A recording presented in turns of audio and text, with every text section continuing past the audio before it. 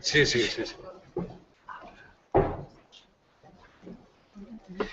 Bueno, imos continuar agora coa mesa redonda e presentarvos que os outros participantes nesta mesa, porque a parte dos ponentes de José Martí e Xaime Estévez, pois temos a Xosé Lois Romero, músico, compositor, arranxista, ben conocido no ámbito da música tradicional, como parte de moitos grupos, que non vou citar agora todos, cito a Lamas, Ramón de Romero, pero e moitas outras experiencias, dirixeu espectáculos diversos, vamos, é un home que eu penso que aquí nesta mesa redonda pode ser un pilar para falar de novos rumbos que pode coller a música tradicional, porque anda metido nesas liortas. Xosé Lois Romero. E por outro lado, a Moncho do Orzán, Ramón Palleiro, que é tamén un músico tradicional, pois un gaiteiro formado na máis pura tradición por maestros gaiteiros, compañeiros, e que moi interesado en todo o que se refire ao noso repertorio, digamos, e a todo ese corpus. Pero, aparte, eu pensei nel por un motivo especial, porque, aparte de ser un músico tradicional, el pertenece a unha agrupación casi centenaria, e el non estuvo desde a súa fundación, pero nunha formación casi centenaria como é Cántigas da Terra, que ten moita importancia en todo o percorrido da nosa música tradicional, e aparte de ser un corista, é o arquiveiro. Penso que eu quería traer aquí, digamos, pois a xente dese ámbito, porque penso que os coros galegos, que tuveron moitísima importancia nun momento determinado, tuveron unha época, digamos, un pouco sombría, agora parece que volve outra vez, volven a salir con punxanza polo traballo de xente como Moncho, que, bueno, pois no seu traballo de arquiveiro, pois están abrindo as portas desas institucións que moitas veces eu creo que parte dese problema que tuveron anos atrás era que tamén eran unhas entidades moi pechadas e aparte non eran moi amigas de abrir, digamos, todo ese espacio donde había moita información sobre o que é a nosa música tradicional. Moncho do Orzán, e agora xa eles vos poden falar de máis cousas das que vos lle preguntedes. Simplemente volvo a decir que os que queiran facer calquer pregunta que se identifiquen, non? Que digan antes o seu nome, nada máis.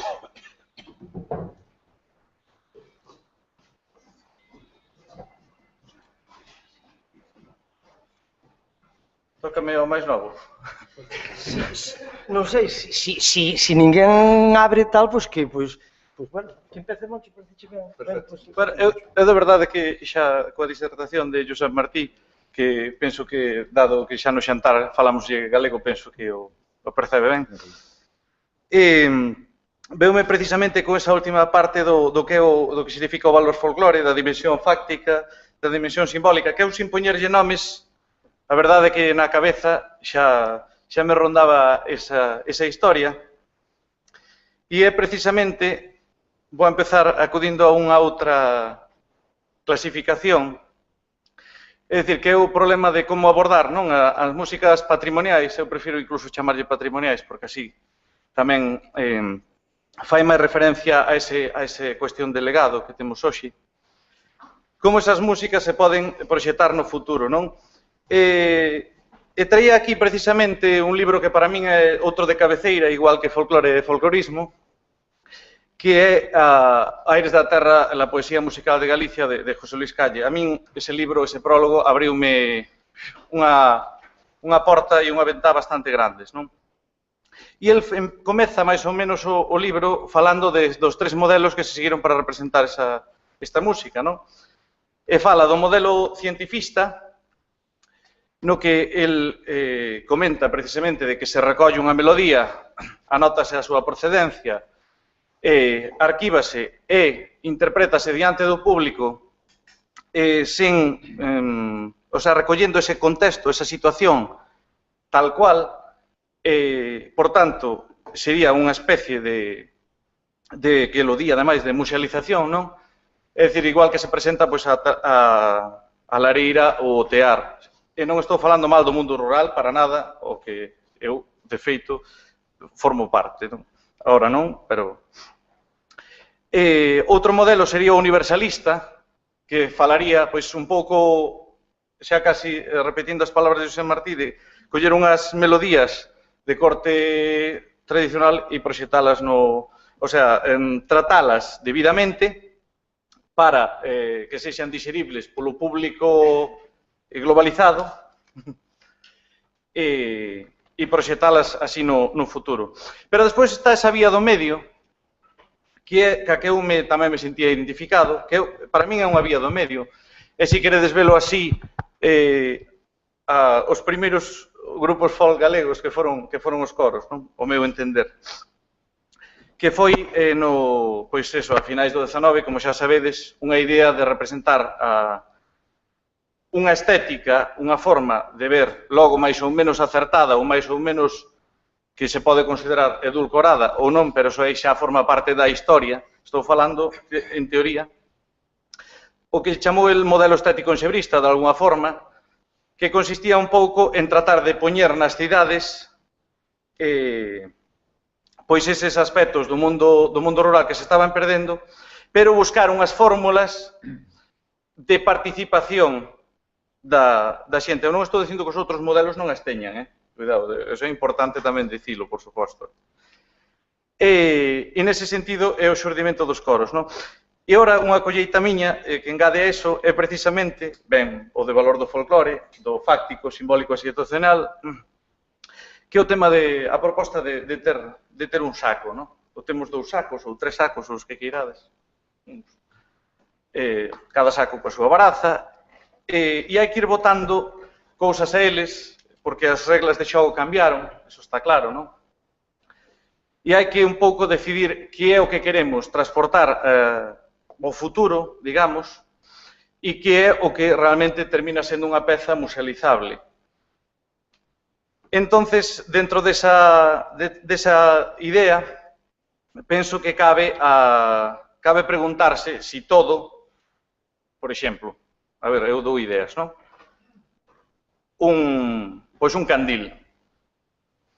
Un candil, dependendo do contexto no que vivamos, que eu non digo que ao mellor teñamos que volver ás aldeas a andar con candiles, que iso xa é outra cousa.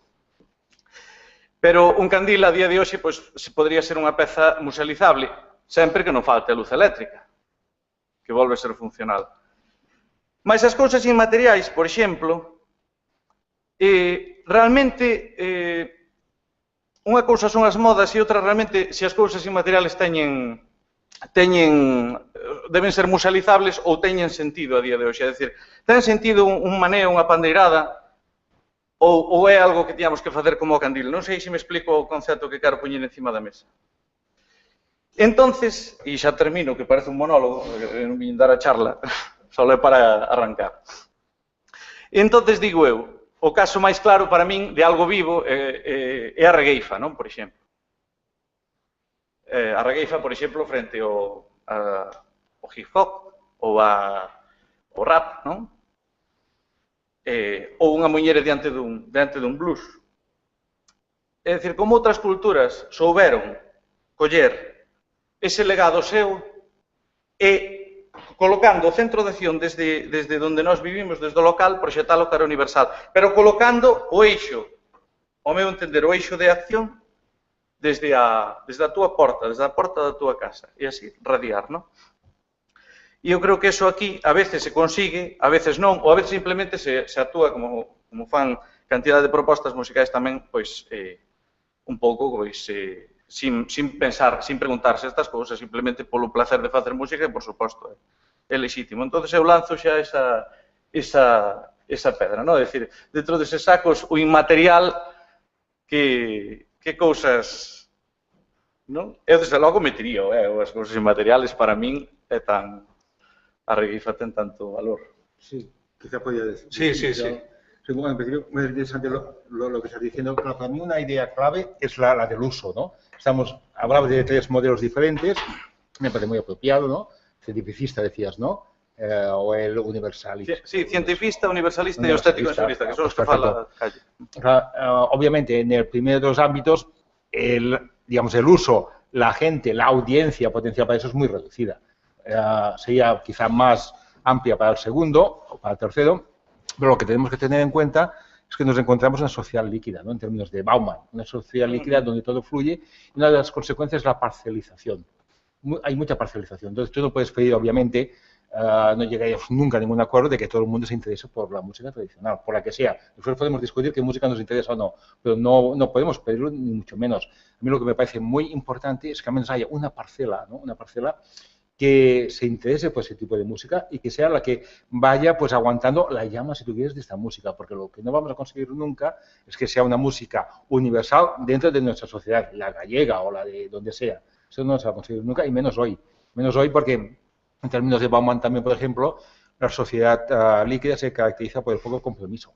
Así como antes, por ejemplo, tú podías encontrar gente, o sea, encontramos gente mayor ahora que se dedica a este ámbito, que quizá ya hace 50 años que está en ello, ¿no? Ahora es mucho más difícil que la gente joven esté un cierto tiempo en una determinada actividad. Lo tenemos incluso en el ámbito de las parejas, cuántas veces se cambia, incluso en el ámbito de la comida, incluso en el ámbito de la religión. La gente da una cosa, deja de serlo, y a lo mejor se hace pues ortodoxo. Tengo amigos que se han hecho ortodoxos, ¿no? Por cierto, es una característica de nuestra sociedad. Entonces, para mí lo que es muy importante realmente es que se mantenga una determinada parcela y que se trabaje en esta parcela, siendo conscientes de que no vamos a poder nunca universalizar este tipo de música, ¿no? Y por razones de tipo pragmático, sobre todo, porque decíamos antes de lo fáctico y de lo simbólico. Lo simbólico es muy importante, pero lo pragmático a veces pues quizá no llega. Yo creo, vaya. Bueno, desde logo non falaba para nada de universalización, estaba falando de que sexa normal en Galicia. O sea, no, yo cuando me refería a universal dentro de nuestra sociedad. O sea, universal en Galicia, por ejemplo, ¿no? O en una comarca determinada, o en un pueblo determinado. Universal en cuanto a todos los miembros de la sociedad. Cosmos, digamos. Exacto, ¿no? Sí. Sí. Bueno, ahora, en primer lugar, agradecer que me convidaran a esta mesa, non sei o motivo. Bueno, como supoño que veredes, son o menos científico dos que están nesta mesa. Son todos moi estudiosos, eu son un pouco máis obreiro de picar pedra. Pero obviamente é necesario moitas veces entender por que ocurren as cousas dunha maneira ou de outra. Eu personalmente, independentemente de ser parte dese grupo de traballadores da música, realmente sempre me sentí, digamos, un observador, vale, un observador obxectivo dentro do posible de todo o devir da música nos meus anos, que en certo modo coincide a miña xeración con todo esta última evolución, este subidón da música galega. Entón, realmente son un observador bastante fascinado por toda a evolución que houve, non? Desde os anos 60. Fascinado porque realmente bastante sorprendente descubrir a donde se chegou ou en que sitio estamos agora mesmo, se ser un sitio idílico, no sitio no que estamos vindo de onde vimos. E principalmente cando a música tradicional e as súas vertentes, o folk ou como lle queirades chamar, digamos que tiña todo en contra, absolutamente todo en contra. Non tuvo ningún tipo de axuda, salvo a súa propia condición e a súa condición de ser música con un vínculo emocional que o povo reivindicou como seu. Cando me refiro a que non tuvo ningún apoio, me refiro nin económico, nin político, nin de infraestructuras, nin de nada. Entón, a min sempre foi algo que foi digamos que me foi fascinando co paso do tempo, como foi acadando unha posición casi podría decir, non de predominio, pero realmente a normalización ou a extensión que agora mesmo que hai da música popular, podemos decir obxectivamente que é realmente envexable por media Europa, tranquilamente, non? Hai un par de términos que hoxe escoitei aquí aos que saben. Un era o da música práctica que dixo Massimino, o de ser práctico na música. Eu me sinto bastante desa familia, e por outro lado é o da cultura líquida, ou das sociedades líquidas, no cual creo que é tamén como eu visualizo un pouco toda a evolución esta da música, non? En todos estes anos houbo de todo, pasou absolutamente de todo, houbo cousas lamentables, houbo intentos evolucionistas errados, ou para o meu criterio, estou falando obviamente para o meu criterio, houbo de todo, e por un motivo que realmente o que me fascina, creo que ao final o que se foi facendo foi que de unha gran banda ancha, tanto anárquica ou caótica, se foi creando un núcleo duro e unha especie de periferia, me estou referindo á línea da música tradicional en Galicia, non? Creo que hai un núcleo duro que cada vez se consolida máis, sobre todo co reforzamento das novas xeracións da xente, e que ao redor dese núcleo duro se crean e se recrean interpretacións e reinterpretacións que, de certo modo, é como creo que debe ser, vamos, que nunca concebín a tradición dunha forma nin dogmática, nin uniforme, nin nada. O sea, me parece que a cultura tradicional ten unha condición de ser personal, de ser individual, e que o resultado é a unión das individualidades, que sí, que podemos aplicar a moitas máis cousas, pero creo que no folclore, eu sempre un pouco, cando aos meus alumnos, o que un pouco lles veño a decir, é a miña forma de explicalo, é que un pouco o folclore é a arte da imperfección. Quero dicir, non hai unha perfección, porque non existe unha perfección na propia sociedade. O que hai son distintas perfeccións. Entón, é como unha especie do arte da imperfección, non? Entón, pretendo un pouco que entendan que o valor está na súa visión e na súa interpretación ou reinterpretación do folclore. E para elo, o que me parece máis importante, pois é máis que unha cuestión formal da música, me parece que o importante é o criterio, o sea, educar o criterio e a valoración sobre algo tan indefinido que realmente aí é difícil, non? Algo tan indefinido como é de onde vivimos, o que somos e cara onde vamos, non? De todos modos, a min me resulta, e tampouco me quero liar moito agora, o tema da globalización, no noso caso, no caso galego, me parece que é unha ventaxa para nós, que creo que xoga ao noso favor, porque creo que facilita ou se contrapón ao aillamento, e as dificultades logísticas que supón ser unha periferia un tanto atrasada como a que temos aquí. Entón, creo que a globalización na súa última condición, creo que nos beneficia moito e, en certo modo, creo que a educación me parece algo moi complexo, realmente, na música tradicional, me parece moi complexo, porque dar forma a algo informe é complexo sempre, non? E transmitir cal é a base para que logo se desenvolva individualmente me parece o máis difícil, e eu intento buscar unha fórmula, pero me parece realmente moi difícil. Veña, eu deixo aí. Quedas ti? Bueno, pois sí que é difícil, sí. Eu non son pesimista na situación nosa. Quer dizer, porque hai xente que sí, que eu vexo que dende que empezamos, eu empecé a meterme neste tema nos anos 70, pois realmente houve unha evolución, é dicir, eu síntome, como decirlo, moi arroupado. Vexo moita xente nova, moi preparada, moi implicada, e realmente creo que o que decías ao principio, non? Que hai un futuro, non? Para o que nos gusta este eido da cultura, non? Entonces, realmente non son nada pesimistas, se ven, sí que teño non teño a certeza de como afrontar correctamente este reto, non? Pois, sobre todo no papel que teño como educador. O que sí é certo é que eu son profesor de instituto, eu non fun de conservatorio moitos anos, ahora mesmo son de instituto, e ali, cando falo de educación, claro, me estou referindo máis ben a unha sensibilización, non a enseñar algo moi concreto.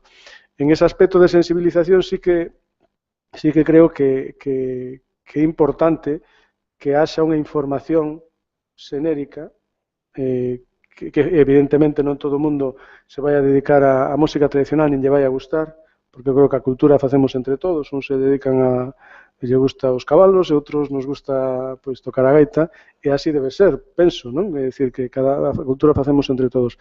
Pero sí que é certo que con toda esta historia da tecnoloxía, eu vou a comentar unha anécdota que me pasou cos alumnos máis dunha vez, cos alumnos. Bueno, hai grupos que teño 4 veces a semana, e unha, pois, reservei a aula de informática, bueno, pois, para facer traballos que xa que consultar, pois, o Consello da Cultura Galega do Arquivo Sonoro e o libro digitalizado de Pablo Carpintero, en fin, todo o que se poda aproveitar, non? Que tamén eles saiban que por aí tamén poden facer. Pero fixadevos que moitísimas veces, cando tocaba esa aula de informática, tiña un grupo de alumnos que me decían: profe, por que non cantamos? Por que non...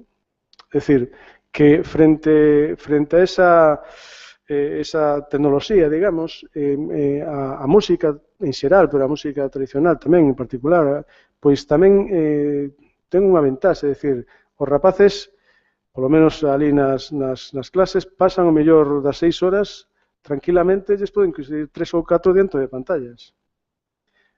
Co cal, eles tamén teñen, eu detecto un interese importante en facer cousas, por decirlo así, máis tradicionais. É dicir, cando lles toca música, realmente lles apetece pois cantar. E no tema da música galega, eu tamén estou observando que os rapaces pode ser que teñan pouca información, pero non teñen prexuizos.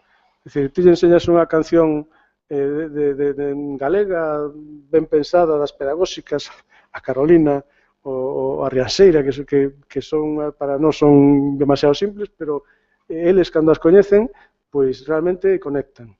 E eu creo que me quedo con ese factor de optimismo. Sin embargo, sí que me gustaría que o profesor Martí comentara, me interesaría a súa opinión sobre o papel da educación neste contexto de que estamos. Sí, hombre. En principio, yo siempre he criticado mucho la educación musical en nuestro país, porque yo la encuentro nefasta. O sea, ahora al margen de lo que es la música tradicional, se puede hacer dentro de la educación musical también, ¿no? Pero para mí, lo más importante de la música es que nos haga vibrar. O sea, es lo que tú decías, que la gente quería cantar. Bueno, pues que canten, que hagan música, ¿no? Pero es que en el sistema educativo, al menos según mi visión, se confunde lo que es la música con lo que es la teoría musical o la historia musical. A veces clase de música significa hacer historia de la música. Esto no es música. O hacer forma musical, solfeo. Eso no es música tampoco. Hacer música es hacer vibrar a la gente con la música, ¿no? O sea, hacerles cantar. La práctica musical es más que nada crear, si tú quieres, hábitos o actitudes sobre todo, más que conocimientos. Los conocimientos para mí no son tan importantes. Los conocimientos los tienes en Internet, los tienes en las enciclopedias. Lo que es importante para mí son las actitudes. O sea, el hecho de vivir la música y vibrar con la música, ¿no? Pero es que es nefasto. Y es nefasto porque incluso en las escuelas donde tenemos la música, la tenemos en la clase de música. La tenemos ahí enlatada en la clase de música. Es que cada vez somos una sociedad menos musical. Es lo que a mí me parece. Al menos en mi ámbito, lo que vivo en Cataluña, la gente no canta. Antes se cantaba, antes oías cantar, ¿no? Al que trabajaba, a la mujer en la cocina. Ahora no oyes cantar nunca. La gente, en ese sentido, quizás digo una tontería, pero me parece cada vez menos musical. Y en la escuela se fomenta esto. Pero si en la escuela viésemos cantar, no tan solo en la clase de música al profesor o a la profesora de música, al profesor de matemáticas, o se canta en otra actividad, o vas y cantas, no. Entonces ellos saben que hay una clase de música, que acostumbra a ser las más aburridas que hay, ¿no? Con perdón. Y solo ahí se hace música, pero esta música que se hace es hablar de Shostakovich, que me parece muy bien, o de Prokofiev, que me parece muy bien, o un análisis de la sinfonía, mira, de la quinta de Tchaikovsky, que me parece muy bien. Pero eso no es música. Confundimos, es como si confundiésemos el lenguaje, el habla, con la gramática. Hay que hacer gramática, pero lo más importante es hablar. Hay que hacer formas musicales o lenguaje musical, pero lo más importante es musicar. Perdón, yo es como lo veo, ¿no? Y para mí la educación es nefasta. Creo que estamos de acuerdo. ¿No? Sí. Pues, La cuestión está cuando, además, si ya es nefasta la educación reglada, estructurada, basada en unos criterios, ¿cómo se plantea la que es informe y aún no está ordenada, ni se sabe? Es decir, lo que es la música tradicional, o sea, evidentemente yo coincido totalmente en que lo que realmente tienes que transmitir es una actitud. Y yo personalmente creo que lo que pretendo hacer es conectar una sensación con la música tradicional. O sea, yo creo que la música tradicional tiene que ser diversión, seguro. O sea, no tiene otra función. Entonces, en el momento que la gente, digamos, conecte su sentimiento de disfrute con la música, yo creo que es mucho más fácil. El problema del sistema educativo, creo que tú y yo tengo ejemplos próximos, es la desvinculación de la emoción con el hecho de hacer música. Y obviamente lo que produce es una relación casi mecánica y digamos, nada que no alimenta el interior, simplemente es un ejercicio físico. incluso antimusical, diría yo, ¿no? Sí, indudablemente. Bueno, no, eu estou totalmente de acordo, porque non solamente estou de acordo, senón que o sufrín. O que pasa que eu creo que é un tema que vai máis alá da música. Porque, por exemplo, no tema dos idiomas, hai unha obsesión en este país por aprender idiomas. É o mismo, non se fala. Solo se transmite metodoloxía, crucigramas, e os rapaces están 10 anos, 12 anos estudando inglés, e chegan eses 12 anos, e como non foran a clases particulares e se someteran a esa tiranía, pois ao final non logran nin aprobar. Entón, bueno, creo que de todos os xeitos teño que decir que sí, que hai moito que mellorar na música moitísimo, pero que, bueno, que eu creo que non é, que hai luces, polo medio hai luces. Entonces, bueno, pero sí que estou de acordo que o sistema non funciona. Pero, bueno, os que estamos dentro intentamos, polo menos, non impedir que alguén que teña sensibilidade poda tirar para adiante. Pero sí é certo que o sistema educativo en xeral e a música en particular ten moitísimo que mellorar. Eso estou de acordo. Sería outro debate.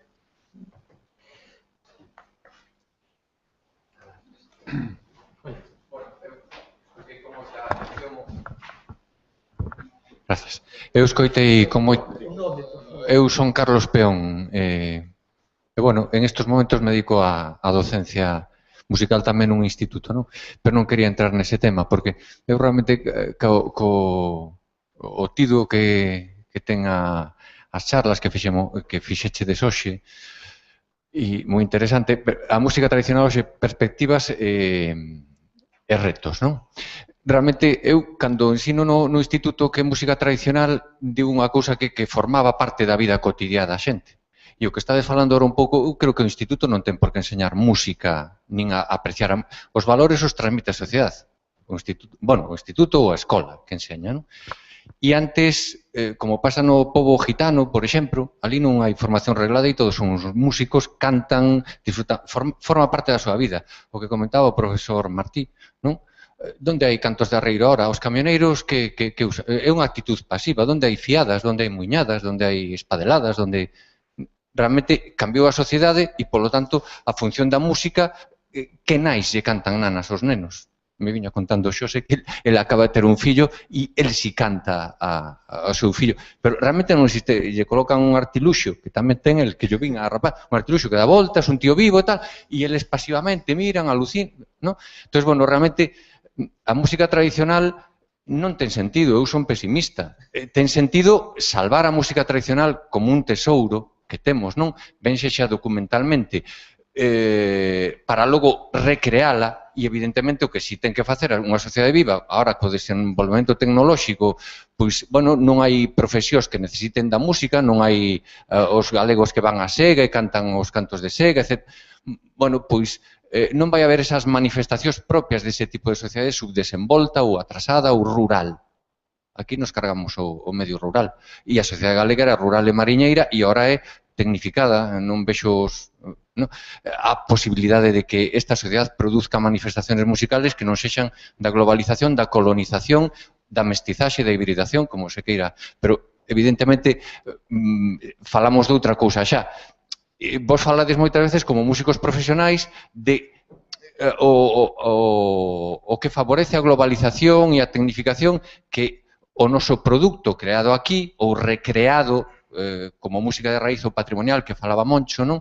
Pois ese produto recreado sí o podemos vender ao exterior, pero eso non é música tradicional. Pode ser unha música galega, unha música de raíz, pero non é música tradicional, non?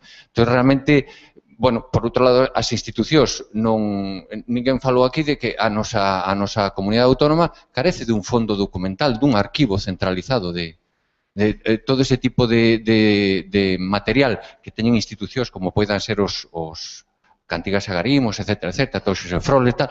Aquí non existe un sitio onde ninguén poda ir, estar digitalizado ou estar en base de celuloide. Non existe nada, non hai un apoio institucional, ni siquiera para que ese tesouro que temos realmente os estudiosos, os profesores, o público en xeral, poida ir á fonte donde ver eso que nos deixou esa sociedade da que nós somos, o último produto e probablemente non sexamos o mellor, non? Entón, non sei realmente cal é o futuro da música tradicional desde ese punto de vista, non? De si solamente nos queda a recreación ou a creación, evidentemente, en base ao que comimos, nos nutrimos, non? Pero claro, cada vez menos porque non tocamos esa música tradicional, está eu creo que en franca decadencia, non cantamos, non? Entonces, non sei cal é a saída para ese acervo cultural e musical que temos, como pode facerse para que non vaya en franco retroceso, porque a escola non vai a conseguilo.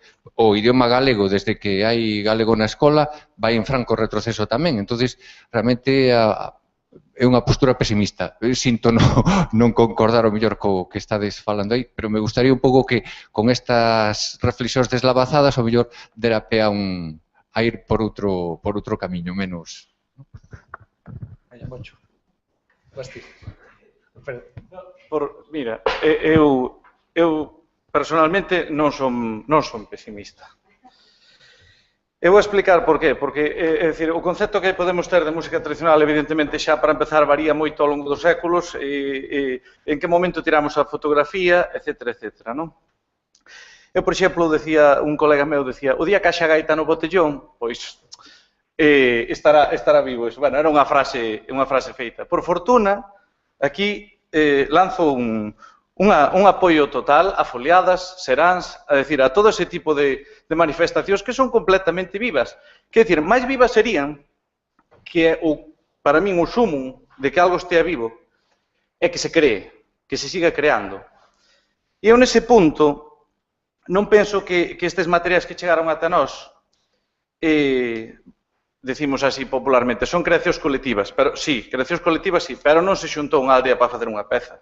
É dicir, habería unha persona que tiña unha encadanza, ocorreuse unha melodía, aprendeulle a outro deulle o seu aire, e, en fin, despois de todos eses cantos rodados, chega unha liña melódica ata nós, pois que queda conxelada nunha fotografía musical, pois nunha partitura, nunha grabación dos que facedes recollas, en fin, fica aí ese elemento que na propia grabación, na propia partitura, pois está musealizado, non? Efectivamente, nós non vamos aos muiños, por iso lancei o tema do candil, non? Ora ben, hai propostas que tendo o que decía da música e letras son independentes, que eu saiba. É dicir, cantas veces non se cantou un maneo e a señora ou o señor cantoulle a letra que se acordou nese momento. Eso facilita unha cousa, temos un paradigma de autosílabos. É dicir, nós en autosílabos, a regueifa, volvo a decir que é un paradigma deso. Podemos crear completamente a letra que nos veña en gana falando de que está a fachada da catedral están reparando, non? E sería algo que ahora mismo estaría vivo. máis vivo que eso, non. Non sei se me seguides. Entón, ca música, eu creo, son partidario de seguir creando con xa non me meto en tema de que instrumentos ou que non instrumentos, que iso sería para outra charla ou outra cousa, pero o instrumento sería algo, digamos, accesorio, porque é como unha lingua, casi me descuida, se vos falo por este micrófono ou se vos falo así. Joder, é que máis puro falarvos así, ou ter o acento daquele sitio ou tal. Sobre todo aquí, creo que o que importa é que se siga creando con esas linguaxes musicais que temos, que son as muiñeiras, son os cantos de arrieiro, por suposto, esas cadencias, todas as cadencias musicais que chegaron ata nós, e, por suposto, o caso que se fai en Cántigas, porque Cántigas, por exemplo, efectivamente ten ese proceso de ter conxelados a imaxe. Quizás a última conxelación de imaxe que podemos ter todos será o Cachorriño ou a Cantiga Mareira, que falan desa época dos anos 50 e aí quedou conxelada. Me gustaría que o día da mañán, por exemplo, fixara aí unha foliada cara do Chasula, porque foramos nun barco de pesca ás Cíes unha vez, e acordou eso, e fala da anécdota dese día, non? E agora por aí van os tiros. Cantos de Rolo para os nenos, home, tedes aí exemplos, aquí hai xente que está traballando nese tema, e con liñas, con músicas, que teñen certa patrimonialidade daqui. É dicir, nese sentido, eu creo que é onde se pode traballar cara a un futuro e tendo un herdo, non rompendo ese fío. E que o problema que hai está moi ben que haxa ese núcleo duro, por suposto, cuidado, que isto, como dice lo cortés, non quita lo valiente. É dicir, que exista ese núcleo duro de folclore, desa tradición.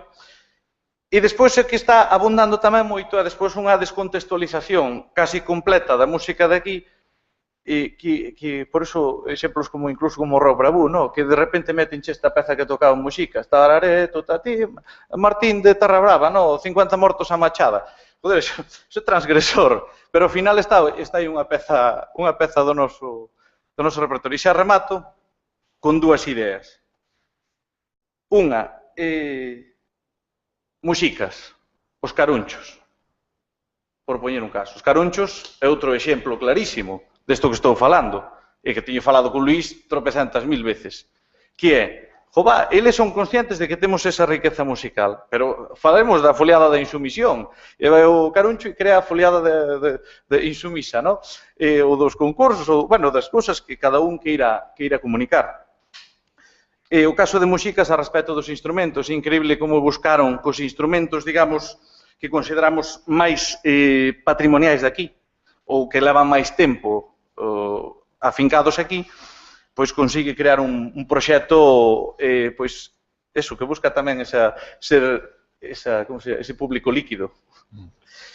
E, por último, un exemplo de isto xa, tamén o que figura o caruncho novamente, é Cantares do Brión, que é un coro galego que, independentemente, xa non me meto en temas de vestiario, que eu por exemplo, aí distingo, o tema do traxe sí que é algo que forma parte máis dun símbolo, dunha parte simbólica, que dunha parte que teña fáctica, propiamente dita. Pero, hallando o tema do vestiario, o exemplo de Cantares do Brión, musicando recentemente, co gallo das letras galegas a Valentín Paz Andrade, musicando estas pezas, e con melodías de aquí, copiades má idea. Eu creo que aí, para min, está o futuro do chollo. E os músicos do 19 tiñeno tan claro, e os do 20, clarísimo. Clarísimo. É dicir, fálovos desde os máis coñecidos, de Veiga, Chané, Montes, o trío máis conocido, pero é que, Andrés Gaos, nas súas variacións, as montañas de Galicia, vos oídes as montañas de Galicia, e che está falando das montañas de Galicia, non che está falando das montañas de Pakistán, Tan taran tan taran taran pam param pam param para. De onde ven iso? Eso é unha pandeirada. Eso lle pos un ritmo autosílabo, unha noite no muiño, unha noite. Entendedes? Evidentemente, xa efectivamente decides, xa non é música tradicional, non? Me decides, home, eu dos carunchos, por exemplo, ainda o considero, O sea, hai distintos estadios, pero aí sobrevive eso, Eu creo que sí. No noso contexto. Ben, xa deixo. Maestro, ¿quiere decir algo? Sí, no, en relación a lo que decíais, está claro que la música tradicional, tal como la entendemos, es una música que la pensamos de otras épocas, pero bueno, es que Beethoven también era de otra época y a Beethoven lo seguimos conservando, porque nos interesa muchísimo. Entonces, a mí me parece que la cuestión es, si hablamos de música tradicional, es ¿por qué? Y si queremos conservarla. ¿Por qué queremos conservarla? O sea, yo particularmente yo creo que sí, que nos interesa por lo que decíamos antes, por razones tanto de tipo, también de estas fácticas, pragmáticas, por razones estéticas también, ¿no? O sea, hay determinadas prácticas musicales de antes que son dignas de conservación, como lo es también Beethoven, por ejemplo. Y después, si nos interesa, por cuestiones simbólicas.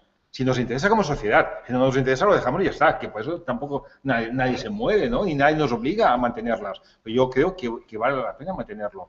Es igual como, no sé, en temas ecológicos también. Hay especies que queremos proteger, incluso especies vegetales o animales que reintroducimos otra vez. ¿Por qué? Por interés simbólico, no tan solo ecológico, sino simbólico también. Pues con la música yo creo que pasa lo mismo, ¿no? Entonces, obviamente, si creemos que como sociedad nos interesa, obviamente que tiene que haber una planificación y tiene que haber, obviamente, apoyo político, creo yo. Y, obviamente, potenciar, lo que yo decía, esas parcelas que se dediquen a este tipo de música, por ejemplo. Pensando también en una cosa muy importante, que en el ámbito de las músicas populares, alguien ha mencionado antes el asunto de la moda. Las modas son importantísimas también. En el ámbito popular es importantísimo. Yo solo lo veo en Cataluña, que hay determinadas prácticas tradicionales o populares que desaparecen prácticamente del mapa. Y quizá 20 años más tarde vuelven a aparecer. ¿Y con qué fuerza? Y los medios se vuelven locos para presentártelo cada día, que incluso te aborreces y me aburre, ¿no? Son modas también. Pero lo importante es mantener, lo que decía, esta llama, esta parcela, que se vaya manteniendo, que cuando interesa se recurre a ello. Yo creo... Para mí, yo creo, son las perspectivas que tenemos en este ámbito de la música tradicional. E eu quería dicir que, obviamente, a música tradicional non cumpre, o sea, xa non ten as funcións que tiña antes, pero é igual que o resto da música que escoitas, Carlos. Quer decir, ten unha función que é lúdica, ou de placer, supoño, ou, non sei, como... Quero dicir, a cuestión está en que aquelas cousas que deixan de cumprir unha función deixan de cumplir unha específica ou cumplen outra ou desaparecen. Eu creo que agora mesmo o que ocorre é que esas cancións teñen, se nos ponemos así un pouco técnicos, como din eles, teñen a función fáctica de ser lúdicas, de parecernos bellas ou de producirnos placer. E por outro lado, creo que teñas, en este caso en concreto, teñen a simbólica, e é que, como decía outro, esta solo hai aquí, non hai ningún outro sitio do planeta.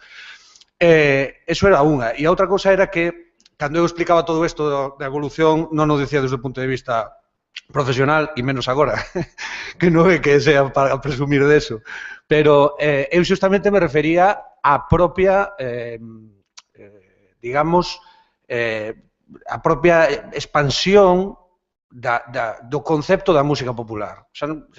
O sea, falando desde o punto de vista de que realmente a xente atopa diversión e atopa un vínculo simbólico, posiblemente, emocional, en elementos arcaicos, moi arcaicos, que é a música tradicional, o folclore, a cultura tradicional.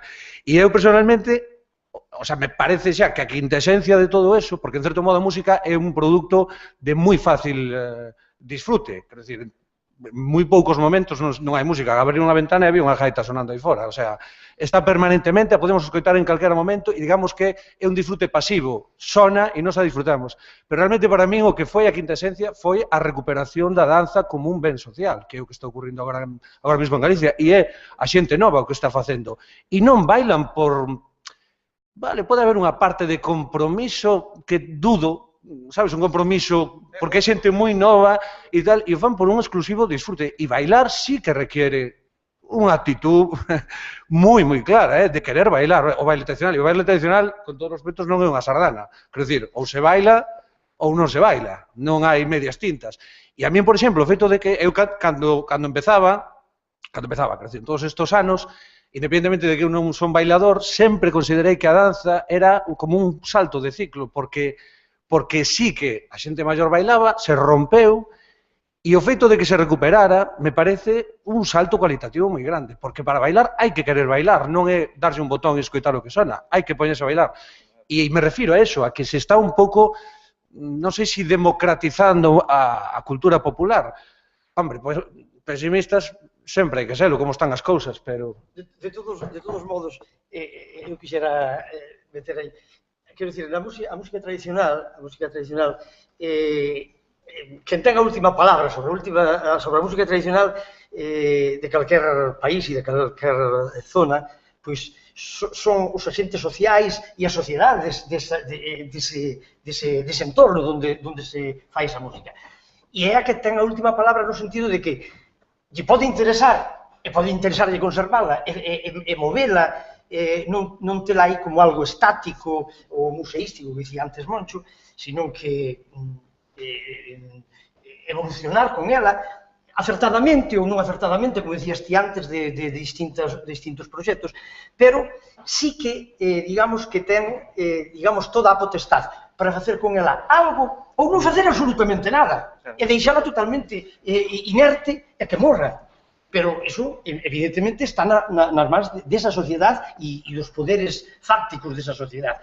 Entonces, desde o momento que haxa un sustrato, evidentemente que, como decía antes o profesor Martí, non podemos pretender que este tipo de música sexa algo universal, de masas, que mova masas, que as pode mover nun momento determinado por unha moda, justamente. E aquí nós tivemos eu que levo bastantes anos en este mundo, pois hubo momentos moi gloriosos, onde podías xuntar nun recital 20.000 personas, que pode, hoxe, a moita xente nova pode parecer, música tradicional 20.000 personas. Sí, pero era porque estaba de moda e os medios de comunicación interesáballe o que se falaba aquí antes, de que poden incluso cansar e hasta aburrir de insistir nunha cosa, a gaita, que é importante a gaita, e tragamos gaita todo dunha maneira que non é real. Pero, bueno, iso é un boom, e os que estamos neste mundo podemos aproveitar dese boom nun momento determinado, pero que temos que ter os pés na terra e de que iso non é real. Pero de que sí, sempre vai haber unha parte da sociedade que vai a estar interesada ou vai a estar, digamos, conmovida por un feito cultural determinado, neste caso musical, que en un momento determinado pode interesar a 10 personas. Pero o curioso é que esas 10 personas fixeron posible que hoxe en día estemos aquí nós falando dese feito. Se en un momento determinado da nosa historia que pasou momentos moi difíciles e moitas longas noites de pedra, e a pesar deso, estamos hoxe aquí reunidos, 4, 6, se isto se pode ver en internet e todo eso, o sea que podemos neso ser, digamos, que optimistas de que nos vai a escoitar moita máis xente, eu non é certo, pero bueno, pois gracias a que hubo 4 iluminados, ou como lle queiramos chamar, pois, e en definitiva eran unha parte da sociedade, fixeron posible que isto pervivira. Igual que hoxe en día, eu estou seguro de que a música tradicional non vai pervivir porque teña moitas axudas oficiales, porque de repente os da Xunta se lle crucen os cables e digan, pois agora todo para a música tradicional, gaiteiros en todos os sitios, que creo que incluso pode ser pernicioso. Non, eu que vivín, por exemplo, un da gaita vivino desde fai moitos anos, un pouco cando eu empecé, pois non había, estábamos francamente en pañales, non? Pois, o que se fixo dende aquela ata hoxe en día é inimaginable. Entonces, contarlle hoxe a un rapaz que ten 18 anos que para buscar unha partitura de gaita ou aprender unha peza tiñas que facer milagros, o mellor pensa que lle estás contando unha historia del abuelo Cebolleta ou algo así, pero non é iso, era a realidade, esa era a realidade. E, de repente, hubo unha eclosión de que empezaron a salir gaiteiros debaixo das pedras, que de todos os lados, que a mí me decían compañeiros gaiteiros tradicionais que xa en isto petit comité, que decían, non sei hasta que punto foi bo todo ese boom, no sentido de que moitos deles que vivían deso, acabaron non vivindo deso, porque resulta que esa xente que eran profesionales así ao seu aire, o sea, que os contrataban en este concello, en aquele, iban malvivindo, de repente, todos os concellos tiñan escola de gaita, tiña banda de gaita, e todos, claro, xa non chamaban a nadie. Eles, dixo, foi rematar cos cuartetos tradicionales. Isto é a realidade contada por eles mesmos, polos que a sufriron, digamos. Entonces, que moitas veces, incluso, eses bons son prejudiciais. Entonces, non quero dicir con isto que toda esta historia que demos detrás fose perjudicial, en absoluto. Evidentemente, digamos que o panorama cambiou para ben e moito. Pero o que sí quero decir que debemos ser optimistas, e un pouco incido no que facía a pregunta antes. Eu son de carácter así optimista sempre. O que hai que ser realista. O mismo que se nos plantexa, por exemplo, para a música, se nos plantexa para o idioma, certamente. Quero dicir que eu teño moitos nubarróns sobre o idioma, moitos. E tamén os teño sobre a música tradicional, que é o meu campo, digamos, non? Pero tamén creo que, mentras a sociedade, e cando falo a sociedade, falo dos agentes sociais, con poder ou sin poder, porque isto moitas veces é unha cousa de que 4 iluminados sigan pensando que a gaita é maravillosa e que hai que defender esta parcela, porque nun momento serán 4, en outro momento serán 400, como dicía o profesor Martí, son ciclos, O que está claro é que ten que parte desa sociedade, e xa resumindo, parte desa sociedade que é a que, e dos agentes sociais, os que interveñen en esa música tradicional, teñen que ter o interés por ela. Se a sociedade, nun momento determinado, lle volta a espalda a todo eso, evidentemente que é que a mesma sociedade decide que, non, é que, mira, a mí o da gaita non me interesa moitísimo máis, pois, eu que sei, o hip hop, ou o que sei, cada un coa súa negra. Bien, pois, bueno, pois, habrá que aceptalo, digo eu, non sei, vamos, é un pouco así a reflexión que se me ocurría co que estaba desfalando, non? Déxate, xa. Un par de cosas. En fin, a tradición musical, aparte de que estemos aquí máis ou menos por accidente, non sei, pero eu estou convencido de que temos nas mans unha ferramenta cultural e social de primeira orde. É dicir, cando estamos con música tradicional, por exemplo, o ver unidas as distintas xeracións, o que une a cultura tradicional e a música tradicional en particular, danza, por suposto, é algo que non consiguen outras modas, non consiguen outros ofrecementos do mercado. Evidentemente, a deshumanización que ahora se dá, ese divorcio entre pais e casi fillos e neto, é dicir, esa ruptura das xeracións, a música tradicional, por exemplo, aí une, e todos temos experiencias nese sentido. Para min é un valor de primeira orde que temos que facer ver a todos, desde políticos hasta os pais dos alumnos, porque é así. É unha música que pode participar todo o mundo. En fin, tamén a música tradicional, as cancións en particular, falan da nosa propia historia. É dicir, que eu cando utilizo o romance da solteiriña, por decir algo na clase, pois estamos, a mí me dá a ocasión de falar pois da evolución do papel da muller tradicional agora, os oficios, e se agora é igual ou non, propoñer que creen letras novas e actualicen, é dicir, non sei, hai que creerse que a música tradicional é realmente algo positivo, e quizáis, bueno, pois así convenceremos a máis, non sei se despois do que dixo Ferreiro se interesa convencer a moita máis xente, pero bueno, os que educamos intentamos, a veces o conseguimos, a veces non, pero intentamos que sensibilizar en positivo, claro.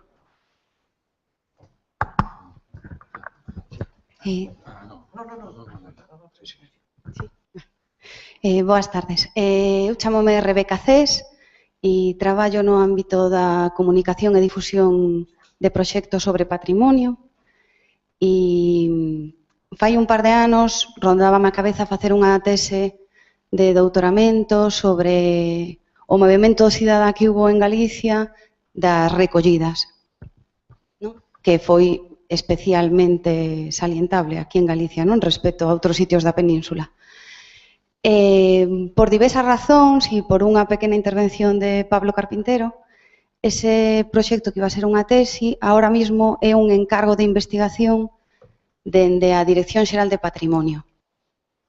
Entón, agora mismo estamos traballando no que é a elaboración de un censo de documentadores de música tradicional. É dicir, quen fixo recollidas en Galicia e, máis ou menos, como son eles, que non que cousas fan, ademais de facer recollidas pola difusión, pola salvagarda, e e saber un pouco como son os seus arquivos, non? Volumen, parte digitalizada, parte sen digitalizar, estas cousas. Isto é posible non porque a Xunta se lle despertara ahora o interés por isto. Isto é posible polo esforzo que levan facendo durante moitos anos institucións como o Consello da Cultura Galega, como o fixo Ronsel e como fan as asociacións sin ánimo de lucro que traballan en isto. A maioría das veces con escasiñas axudas, non? As da Diputación e pouco máis. Bueno, que se está dando un paso cara a eso, polo menos facer o censo, saber quen e que arquivos e en que estado están, é un paso importante. O mellor quedase aí xa. Parece que non. Parece que non, porque hai outra circunstancia que é que nos últimos meses do goberno socialista elaborouse un plan nacional de salvagarda do patrimonio inmaterial a nivel do Estado español. Entón, claro, dende o centro tamén piden contas ás comunidades autónomas. Entón, Galicia está participando nunhas reunións de comisión dese tipo e por ese lado hai un pouquiño de presión tamén, non? Para que se faga algo aquí. E despois está o traballo feito polos documentadores, o traballo feito polas institucións e, sobre todo, nos últimos tempos hai unha demanda social, non? Colectivo como que fixeron Cántigas a Garimo, Xoc, de demandar que fose patrimonio inmaterial da humanidade. Está aí esa demanda social, non? De conservar. E o feito da recollida xa é unha demanda social de conservar, non? A parte de para ter repertorio. Entón, bueno, nada, contarvos un pouco que eso está en desarrollo, non? Dentro de unhas semanas empezarase a chamar aos documentadores para pasarlle un cuestionario, E despois, opinando un pouco sobre o que falábades, eu creo que sí que é certo que no que decías ti, que a xente, evidentemente, traballando no sector servizos ou traballando todo o día diante dun ordenador, pois cantar moito non podes cantar, non? Pero a xente eu creo que sí que ten necesidade de cantar e sí que ten necesidade de bailar. A xente xa non baila agarrada, pero creo que sí que ten necesidade de bailar agarrada.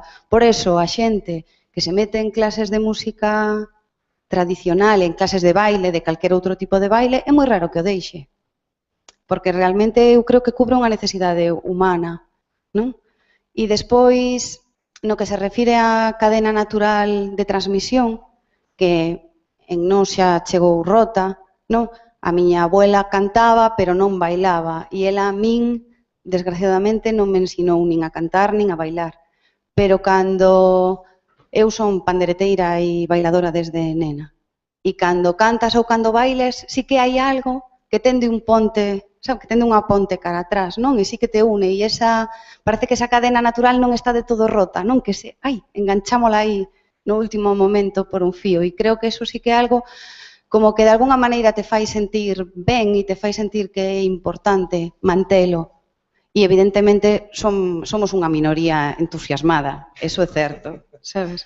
Pero bueno, menos son os que fan o Silbo da Gomera, por exemplo, e é patrimonio inmaterial da humanidade, non? Por exemplo. No feito de recoñecer e de prestixio e de que sí que sexa algo universal no noso pequeno cosmos, non? Como decías tú, que eu creo que sí que pode ser, non? O sea, como dato así simplemente, que a veces hai que ter unha certa, hai que referenciar as cousas. Seguramente calquera deles, o sea, Ferreirós e tal, terán moitas, bueno, terán máis cousas que contar, pero bueno, a mí me chegan e coñezo dato, o sea, xente realmente que coñece o folclore, digo, xente de fora de Galicia que coñece o folclore, e reiteran que casi non coñecen ningún caso como de Galicia. Quero dicir, a vitalidade do folclore galego din que non hai en ningún lado. Na península, creo que me decían en Murcia, que hai algo parecido, e en Europa, obviamente, o folclore non é o seu forte. Entón, realmente, e non é algo que me dixera unha persona, quero dicir, modí máis xente, e bueno, nós, obviamente, os que estamos aquí, nos gustaría que todo fora moito mellor, en todos os sentidos, pero no mundo da tecnoloxía o que camiñamos e da uniformidade, ainda que sea desa maneira así un pouco rara e tal, ser capaces a levantar os brazos e dar 4 chimpos con un instrumento feito cunha cabra, bueno, ten o seu mérito, sobre todo se se fai así de forma masiva. No, yo quizá en relación a lo que se decía antes, ¿no?, sobre el mantenimiento de estas prácticas de música popular tradicional, hay un ejemplo, no es exactamente lo mismo, pero lo digo con problema, o sea, porque en principio pues, lo conozco bien, que es desde la sardana, que no es exactamente lo mismo, porque en el caso de la sardana no estamos hablando bien. Es música tradicional, es música popular, no es música rural, sino que es de origen urbano, es un caso híbrido, pero desde el punto de vista etnomusicológico es muy interesante, ¿no? Es muy interesante porque hace ya más de 140 años que se mantiene. Y cuando hablo que se mantiene, la práctica de la sardana, o sea, no tan solo la música, se sigue componiendo también ahora, sino la práctica, el fenómeno, gente que te baila sardana, lo hace. Claro, si se ha mantenido durante 140 años, eso es una locura. O sea, piensas normalmente, cuando empezó como una moda cualquiera, como un baile de moda, ¿no? Las modas no duran tanto tiempo, ¿no? En ese caso duró, y si ha durado y si se mantiene es precisamente porque combina de manera casual o como queráis, no es nunca casual las cosas, ¿no? Pero combina esas dos vertientes, la práctica y la simbólica.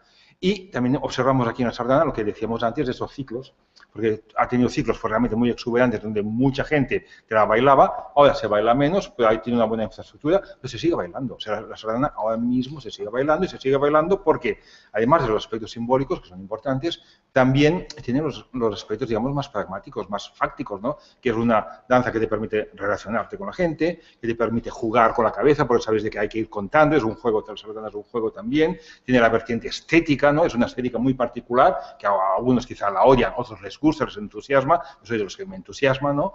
Y bueno, y por todas estas razones, pues pasa eso, que se mantiene cuando tú dices, son 140 años, son muchos años, ¿no? Para una cosa de este tipo.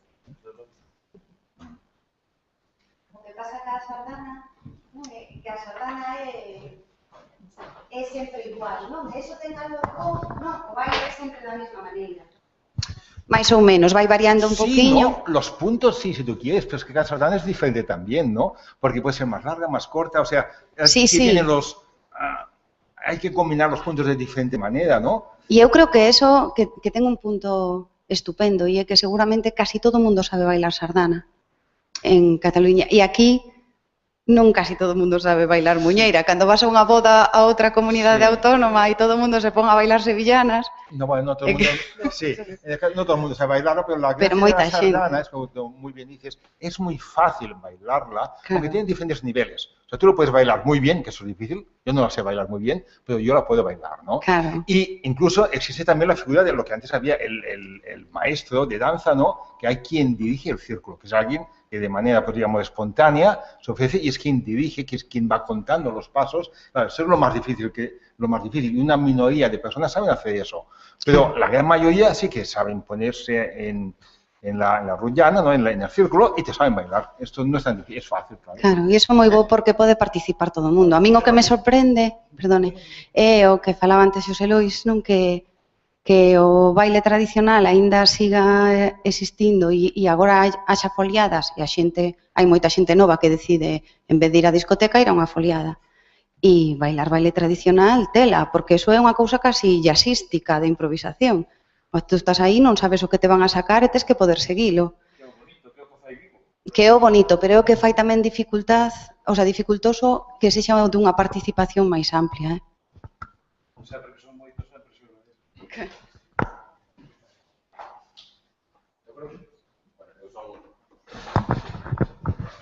Eu chamome Alex Ávila, son bailador e cantador, levo en contacto coa música tradicional toda a miña vida. Creo, en relación a isto último, antes de decir o que quería decir, que nos equivocamos ao falar dos bailadores como virtuosos. Non é verdad. Haberá uns cuantos bailadores virtuosos, pero está en mans ou en pés de todos nós facer uns movimentos sencillos e calquera que foi a unha foliada sabe que pasado esa vergoña ou ese medo de tirarte ali no medio onde crees que todos saben bailar mellor que a ti, logo non é tan... Hai que vencer ese medo. E ese medo venciuse en comunidades como Andalucía, no que a xente se anima a bailar a sabendas de que non son Joaquín Cortés, xa o saben. Entón, aquí ainda hai moito medo a bailar, levantar os brazos e saltar. Eso é bailar, o fixemos todos.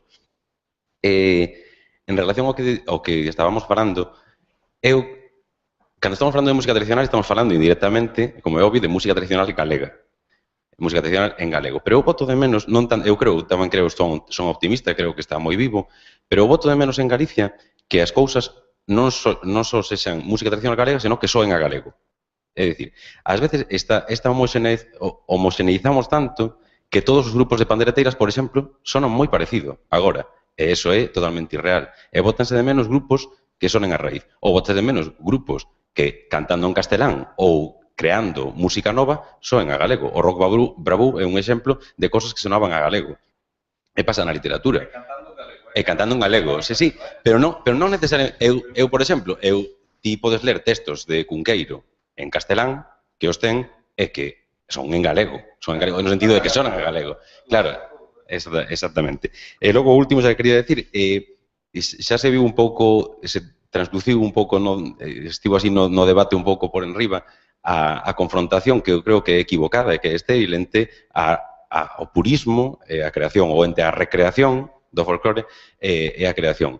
É algo que eu viví na miña persoa porque vas evolucionando, non opinas o mesmo cando tes 14 anos. Eu era un purista empedernido que a mí me parecía cando empecé a recoller eso, se alguén contrapetaba onde eu creía que non se debía ou era da outra zona case o crucificaba. E fun evolucionando e realmente eso era unha equivocación clara e creo que é unha cousa estéril. E nada máis. Eu creo que a confrontación esa eu non a vexo, houbo moitos anos, houbo anos horribles, realmente horribles, no que era complicadísimo falar dúas persoas sin entrar nunha confrontación por unha chorrada. O sea, esos foron os anos escuros. Pero bueno, eu creo que ahora mismo hai como un punto de respeto ao criterio cando se ve que hai un certo traballo, un certo criterio detrás. E non creo, creo que ahora mismo non hai esa confrontación. Eu non percibín que aquí a houbera, non sei se transmitiu, pero bueno, eu non pensei que a fora a ver aquí na mesa. Quería apuntar É unha cuestión de oportunidade. No Consello estamos traballando para ter unhas xornadas dedicadas á danza, unha danza clásica e outra danza tradicional galega, a que estades xa invitados. Contamos con facelas a finales de abril, aproveitando que creo que o 29 é o Día Internacional da Danza, pois estamos aí ultimando o diseño. É dicir, que tamén é preocupación nosa. Bueno, podo apuntar así algunha cousiña máis. Do asunto, a ver, había dúas cousas. Por un lado, antes de entrar no asunto arquivos, que realmente eu penso que é un tema que temos que falar, non? E cantos máis foros haxa para falar, pois parece que é unha doenza, non? O dos armarios pechados. Que iba a decir unha cousiña só. Cando naceron os coros galegos, ou esa era a vontade, era crear un espectáculo multidisciplinar. E iso é unha ferramenta clave para entender tamén un pouco a pervivencia da música, que hoxe en día pode ter outros escenarios, outros formatos, non veño a defender como única forma ou para nada, non? Simplemente lanzar unha idea. Que, por exemplo, hai formatos que efectivamente vexo que hai máis agrupacións, como, por exemplo, Xacarandaina, que está o espectáculo que vos vin en María Pita, non? É dicir, efectivamente, eu creo que tamén ese é un camiño, é dicir, poñer o patrimonio en valor cos medios que temos, neste caso, pois, serán audiovisuais ou serán o que ten. Pero daquele tempo, por exemplo, facían as obras de teatro, Cántigas, por exemplo, no ano 18, fixo unha xira por toda Galicia representando a obra O Pazo de Lugrís Freire. E claro, facían teatro, había dos maneiras de combinar a música e o teatro, non? Que era facer unha representación teatral e a continuación unha lista de unha foliada, unha pandeirada, a lalás daquela reivindicábase moitísimo máis o lalás naquele tempo do que hoxe, Quero apuntar tamén ese fenómeno. É dicir, o canto con gaita, que non é excluinte para nada o canto das pandeiretas, xustamente abogo porque se rompa xa definitivamente ese tipo de confrontacións que non conducen absolutamente a nada, porque o barco é un solo, sabedes? Podemos estar na proa, na popa, onde que irades, pero o barco é xo mismo. E que iba a dicir? Entón, a proposta multidisciplinar tiña tamén outra variante, que era efectivamente o que despois Leandro Carré acuñou como estampa, e que vos recomendo que no ano 24 hai unha polémica, porque, sobre todo, se colledes cousas que se trataron no folclore daquel tempo, se cadran moitos dos problemas e cousas que xurden agora, lendo daquelas xa se albiscan as solucións ou exposicións. No ano 24 edita Baligai hacia el ballet gallego. Entón, houve unha polémica hacia el ballet gallego ten unha crítica hacia o pésimo, unha parte do texto hacia el pésimo trato do folclore que nese momento estaban facendo os coros. Non sei exactamente os motivos, pero me imagino que é a chegada da ditadura de Primo de Rivera, que hai que verse na situación. E que entonces que estaban facendo, pois, efectivamente, topicalizando, o sea, o que despois nos anos 50, na época da ditadura, pois, trouxo esas épocas oscuras, que non no musical, que para min había unhas voces potentísimas, en cántigas polo menos, pero sí, efectivamente, estaba topicalizado o gallego con las vacas, e hai que romper ese outro tópico que hai que rachar histórico, para min, pero xa desde de raíz. É dicir, hai unha obra, por exemplo, que se estrea no ano 46, que é Bretemas e Raiolas. É unha barbaridade de obra. É un coro de pobres e toda a música... Bueno, hai algunha recolla, efectivamente, pero é casi toda a música culta, creada, pois, por, en este caso, Garei Zábal, Farto e Adolfo Antaseoane. E entonces pasan polo escenario, imaginade o Teatro Rosalía, onde se estrenou, pasando polo escenario un coro de pobres. Claro, a entrada era bastante cara, é dicir, se cadra o que tiña algo de cartos aforrou e tiña un posto no galiñeiro, que era o máximo. Pero, bueno, estaban as autoridades do réximen, etc., etc., e pasa por diante o coro de pobres, non? É dicir, era a xente de Cántigas, representando a obra, pois, realmente, cos pantalóns rachados completamente, é dicir, pensade na posguerra isto, non? Que se estaba pasando unha fame fora do teatro da hostia, xa non digo na Coruña. E pasan de esquerda a dereita cantando un canto de letanía, dicindo que a letra é de Carré, de Leandro Carré, dicindo miserias do mundo, non? Que nos teñen cobizas da miseria humana que nos teñen sin pan. Eu, o sea, sinto así, isto está no arquivo de Cante, é un documento que por fin habrá que sacalo, porque eso é unha loita interna casi e externa de difusión, non? Pero esas cousas, o día que poidamos tamén combinar cousas teatrais, é dicir, que xa se fai, por exemplo, tedes Pan, coñecedes Pan, que é unha proposta bueno, con Mini Mero, efectivamente, Penabade, non? Estupendas, hai cousas, por aí tamén sería unha vía de unha proposta escénica, o sea, e por eso me sumo a idea neste caso de Xacarandaina, independientemente que logo eu teña as miñas visións de algunhas cousas puntuais, pero como concepto global, non? Xa termino, que parece un monólogo. O dos arquivos. Bueno, a boa taberna vas buscar viño, non? Como decía aquel refrán. Hai que cambiar o método. Hai que cambiar o método. O censo é, vamos, unha cousa xa de ABC que me congratula moitísimo a noticia, desde logo. A primeira parte de persoas que documentaron, logo irá a segunda parte de asociacións e institucións. Ben, vale, pois casi o volume de cousas, eu aí quero dicir dúas cousas. E dentro das persoas tamén, que é non ceñirse únicamente ás grabacións de audio e si as liñas melódicas que hai recollidas. Porque así ben podedes pensar que nos músicos que conectan co 19, os músicos cultos que recolleron melodías en Galicia, pois se pode pensar que están adulteradas esas melodías.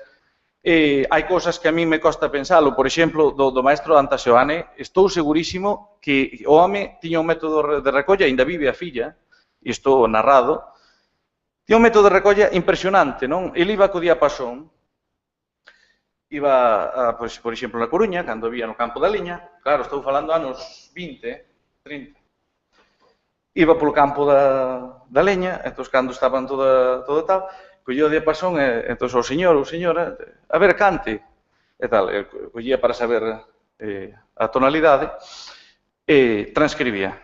Volvía a ver feira dali a un tempo, e ele volvía, e entón era ele que lle cantaba paisano ou paisana, e así facía con varias personas da mesma aldea, da mesma zona, hasta lóxicamente, unha grabación de audio teria outro procedimento. Te quedarías con todas as grabacións para recoller a riqueza, é outra historia, non? Estou falando dos métodos da época.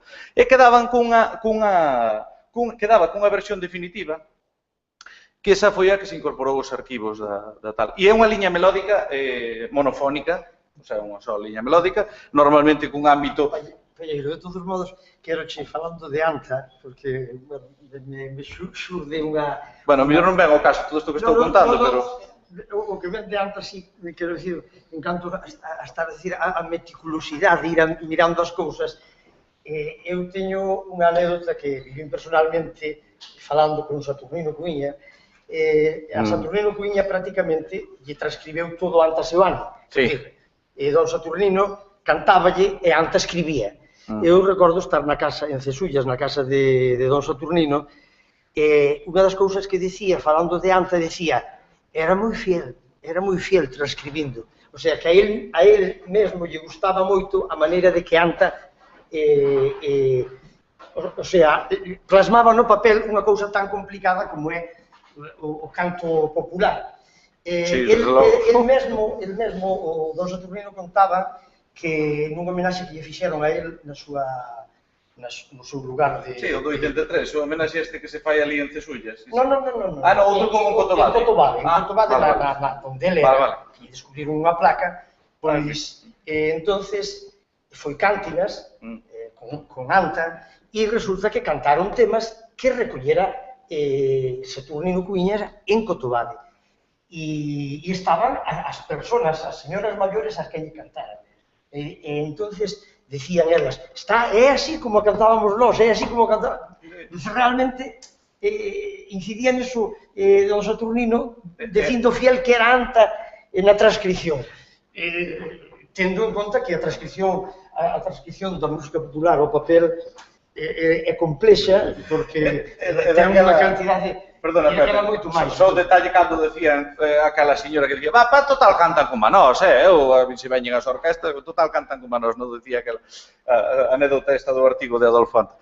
Que, bueno, que simboliza tamén o propio desprezo, en parte, non? A incomprensión. Bueno, só de difusión. Eu creo que é moi importante que se faga ese traballo, pero que teñades en conta, por exemplo, que hai músicos de banda que teñen recollas, que hai, aparte do que estea nas institucións, que, por exemplo, a Academia de Belas Artes, o Arquivo de Farto, son poucas melodías, pero moi interesantes. Por exemplo, unha que fala da Romaría de San Andrés de Teixido, que eso xa dá para un monográfico, todo relacionado con San Andrés de Teixido, é un auténtico monográfico musical, non? Un retrouso moi pavero que dice polo mar abaixo, polo mar arriba, polo mar abaixo vai unha sardiña, vai un pexejeiro, que daba pexejos no mes de xaneiro, xa me diredes. Ben, as coplas falan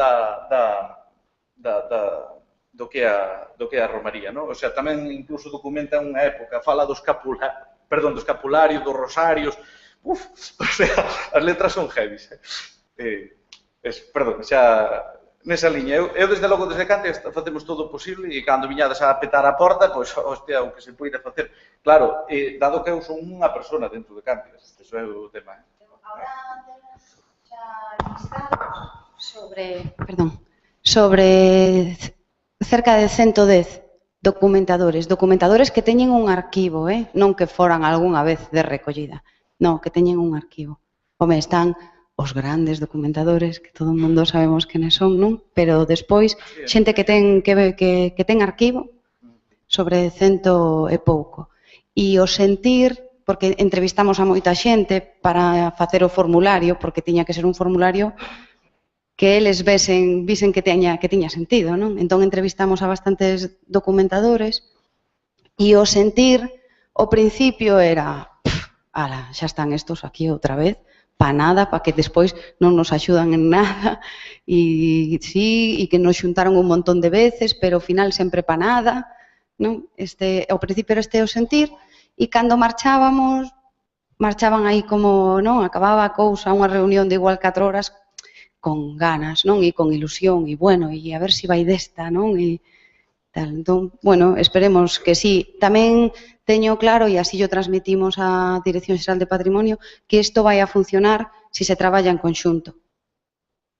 Consello da Cultura Galega, Museo do Pobo Galego. Ten que ser unha iniciativa. Sí, e penso que hai unha cousa que é boa, que este no ámbito de patrimonio, en concreto. E non en outras historias, nin na consellería en xeral, E non? sobre todo que as asociacións e as persoas pensen que somos ONGs do folclore, entre comillas. Quero dicir, neste sentido, damos, pero sin esperar recibir nada a cambio. Esa é moi importante, que hai xente que eso xa se vai perdendo. Pero... Eso será como cada quen queira, como se despois se chega un momento en que se chegan a plantexar un arquivo para difusión, si alguén quere ceder ou quere que o seu se vexa, verase, e se non quere, non se verá. Eso é como... unha pena, quero dicir, que quen formará parte vai ser o... Non, eso decide o cada quen, que para eso fixe o traballo. Non entres neste tema. Non entres neste tema que dá para outro debate. Bueno, penso que se non hai máis que de que isto podría ser falar moito máis tempo. Eu o que simplemente como unha última reflexión, ou non reflexión, sino que como nota así optimista, decir que moitas veces un pouco por unha cousa que se leu aí antes que dicía, no, que en Cataluña a sardana a baila todo o mundo. Moitas veces tamén temos, aquí en Galicia temos un pouco a falsa creencia de que en outros lados as cousas, eso, si en Cataluña bailan a sardana 4, igual que aquí bailan a muñeira 4, quer dizer que temos que ser conscientes tamén desa realidade, por tanto, tampouco non estamos moi diferentes ao que están en outros países. Pode ser que haya algún país concretamente moi puntual, que os hai a nivel mundial, que o mellor, pois, digamos que a transmisión patrimonial, a transmisión da música popular sempre foi moito máis viva e entonces, bueno, pois pode ser, pero como término general nós estamos nun nivel medio alto, sin tampouco pretender máis nada, non moi diferente ao que lle pasa á música tradicional de calquer outro, sin que isto nos sirva de mal de muchos consuelo de bobos, non? Pero simplemente que, bueno, a realidade da nosa música tradicional nos últimos 30 anos, pois cambiou moito e para ben. Darlle as gracias a toda esta xente, os ponentes, colaboradores todos desta mesa, pola súa sapiencia que aquí nos la transmitiron, e pensar que no Consello na sección de música e artes escénicas, a música tradicional é unha quedanza que está presente en todos os que participamos nesas reunións, e como ben dixo o noso coordinador, están pendientes, que penso que é para principios do ano que ven, unhas xornadas tamén sobre o baile tradicional, que espero tamén que desperten pois gracias a vos, de verdade, porque dá gusto ter foros onde expresarse.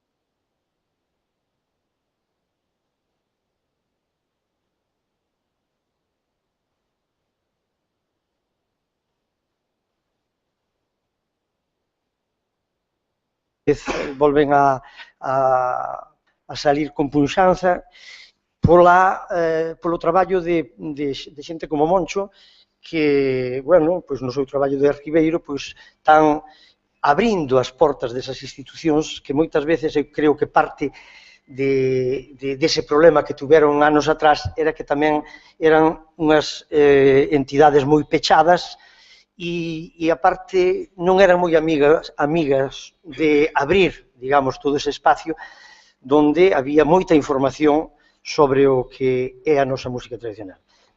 Moncho do Orzán, e agora xa eles vos poden falar de máis cousas das que vos lle preguntedes. Simplemente volvo a decir que os que queiran facer calquer pregunta que se identifiquen, non? Que digan antes o seu nome, nada máis.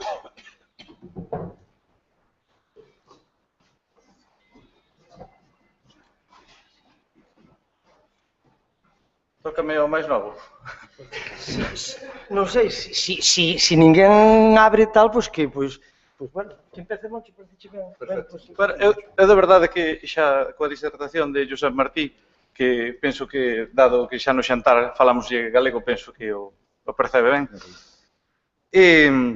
Veume precisamente con esa última parte do que significa o valor folclore, da dimensión fáctica, da dimensión simbólica, que eu sin poñerlle nomes, a verdade é que na cabeza xa me rondaba esa historia, e é precisamente, vou empezar acudindo a unha outra clasificación, é dicir, que é o problema de como abordar, non, as músicas patrimoniais, eu prefiro incluso chamarlle patrimoniais, porque así tamén fai máis referencia a ese cuestión de legado que temos hoxe, como esas músicas se poden proxectar no futuro, non? E traía aquí precisamente un libro que para min é outro de cabeceira, igual que Folclore e Folclorismo, que é Aires da Terra, a poesía musical de Galicia, de José Luis Calle. A min ese libro, ese prólogo, abriume unha porta e unha ventá bastante grandes, non? E el comeza máis ou menos o libro falando dos tres modelos que se seguiron para representar esta música, non? E fala do modelo cientifista, no que el comenta precisamente de que se recolle unha melodía, anótase a súa procedencia, arquívase e interprétase diante do público recollendo ese contexto, esa situación tal cual, por tanto, sería unha especie de quelodía, ademais, de musealización, non? É dicir, igual que se presenta a lareira ou o tear. E non estou falando mal do mundo rural, para nada, o que eu, de feito, formo parte, non? Ahora non, pero...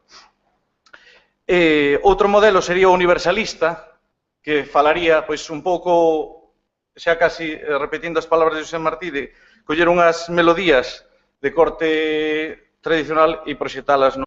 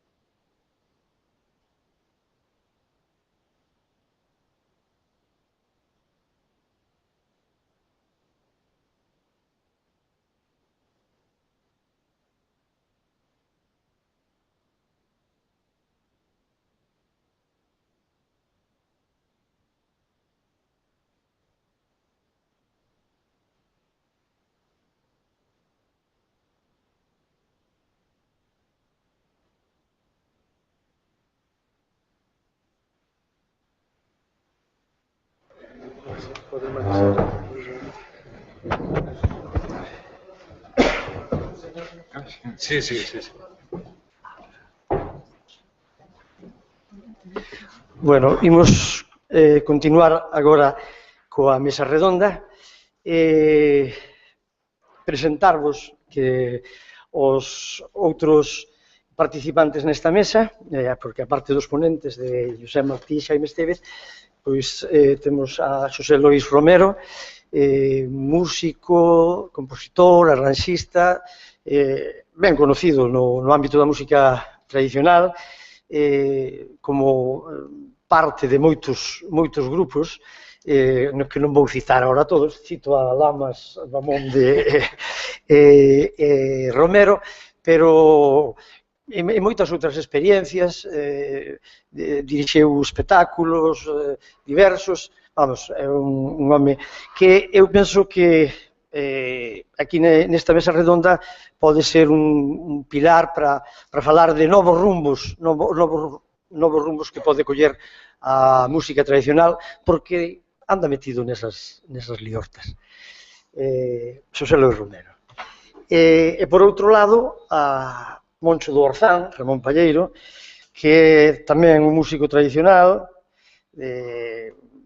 pois un gaiteiro formado na máis pura tradición por maestros gaiteiros, compañeiros, e que moi interesado en todo o que se refire ao noso repertorio, digamos, e a todo ese corpus. Pero, aparte, eu pensei nel por un motivo especial, porque, aparte de ser un músico tradicional, el pertenece a unha agrupación casi centenaria, e el non estuvo desde a súa fundación, pero nunha formación casi centenaria como é Cántigas da Terra, que ten moita importancia en todo o percorrido da nosa música tradicional, e aparte de ser un corista, é o arquiveiro. Penso que eu quería traer aquí, digamos, pois a xente dese ámbito, porque penso que os coros galegos, que tuveron moitísima importancia nun momento determinado, tuveron unha época, digamos, un pouco sombría, agora parece que volve outra vez